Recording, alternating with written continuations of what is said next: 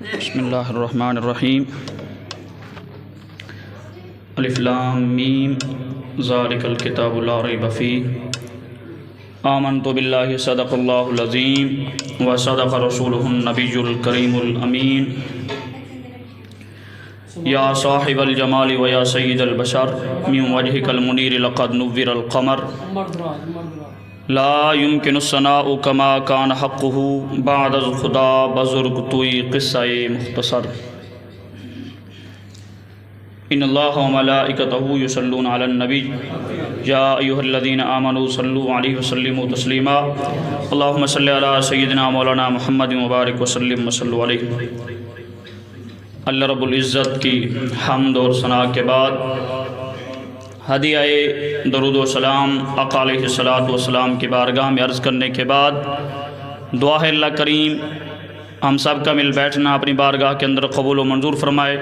آپ حضرات جانتے ہیں کہ ہم اہل سنت والجماعت پر بہت اعتراضات کیے جاتے ہیں، ہم پر طرح طرح کے فتوے لگائے جاتے ہیں، اور اہل سنت والجماعت پر بالخصوص یہ ظلم کیا جاتا ہے۔ میں اس پر ایک حدیث مبارکہ بھی پیش کروں گا کہ اولیاء اللہ کی محبت یہ تحریک، محبت کی تحریک اللہ رب العزت کی طرف سے ہے۔ حدیث مبارکہ کے اندر میں موجود ہے، قرآنی آیات بھی موجود ہیں، مگر ہم پر جو فتوے لگائے جاتے ہیں یہ ہمیں کہتے ہیں کہ یہ سنی قبر پجاری ہیں اور قبر چٹیے ہیں۔ خدا کی عزت کی قسم یہ امام احمد رضا خان فاضل بریلوی کا غلام بول رہا ہے، مجدد افسانی کا غلام بول رہا ہے، امام فضل حق خیر آبادی کا غلام بول رہا ہے۔ اگر کسی کی ہمت اور جرت ہے تو میرے اس کا جواب دینا۔ میں انہی کے گھر سے، جن لوگوں نے ہم پر فتوے لگائے، میں انہی کے گھر سے حوالہ دے رہا ہوں۔ حافظ ابن کثیر البدایہ والنہایہ یہ کس کا شاگرد ہے؟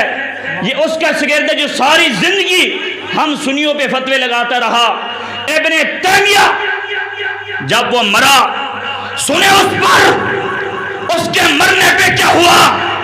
آج جو ہم پر فتوے لگاتے ہیں، سنیں اس کے مرنے پر یہ شور کرتے رہے پہلے ہم سے کہ سنی شرک کرتے ہیں، سنی شرک کرتے ہیں۔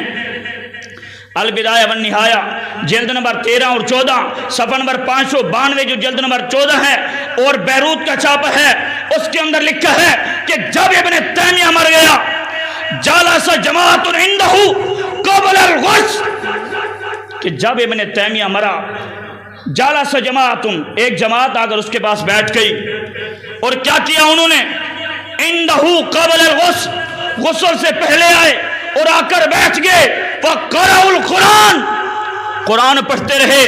آج ہم پر جو فتوے لگاتے ہیں کہ سنی قرآن پڑھتے ہیں، اس سے مردوں کو کچھ نہیں ہوتا، میں پوچھنا چاہتا ہوں اے ابن عبد الوہاب اور اس کے چیلے جتنا بھی آئے ہیں، بتاؤ تمہارے ابن تیمیہ کو کہاں سے ثواب ملا؟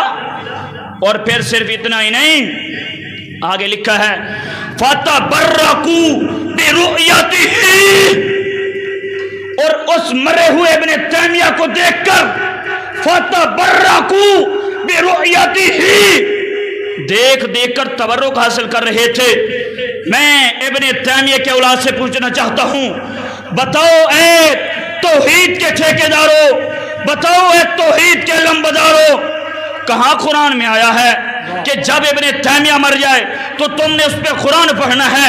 بتاؤ جب ابن تیمیہ مر جائے اور اس کو دیکھ دیکھ کے تبرک حاصل کرنا ہے، صرف تبرک نہیں وَتَقْبِيلِهِ، اور اس کو چوم بھی رہے تھے۔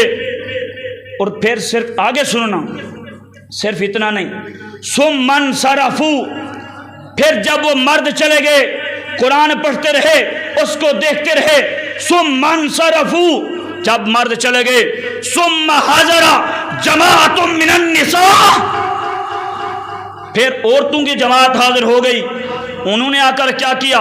فَفَعَلْنَا مِثْلَ ذَلِكَ، انہوں نے بھی آ کر ایسے ہی کیا جیسے پہلے مردوں نے کیا۔ اب عورتیں بھی آ کر اس کو چوم رہی ہیں۔ کہاں مر گئی تھی ان کی شریعت؟ کہاں مر گئے تھے یہ بھگوڑے؟ اور پھر آگے کیا ہے؟ آگے جو اس کے غسل والا پانی بچا تھا، کہتے ہیں شارب جماعت الماء الذي فاضل من غسلہ نعرہ تکبیر، نعرہ رسالت، نعرہ خلافت، بفیضان حضور رفیق ملت، علماء اہل سنت۔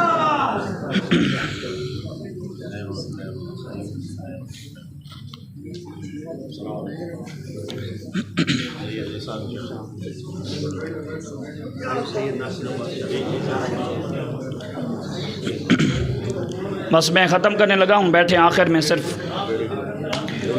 کہ میں بیان کر رہا تھا کہ جب ابن تیمیہ مرا، جو ہم پر فتوے لگاتے ہیں آج، انہوں نے اس پر قرآن پڑھا اور قرآن پڑھنے کے بعد اس کو چومتے رہے، اور پھر ثم انصرفوا ثم حضر جماعت من النساء، پھر عورتوں کی جماعت حاضر ہوئی، ففعلنا مثل ذلك، وہ عورتیں بھی آ کر چومتی رہیں۔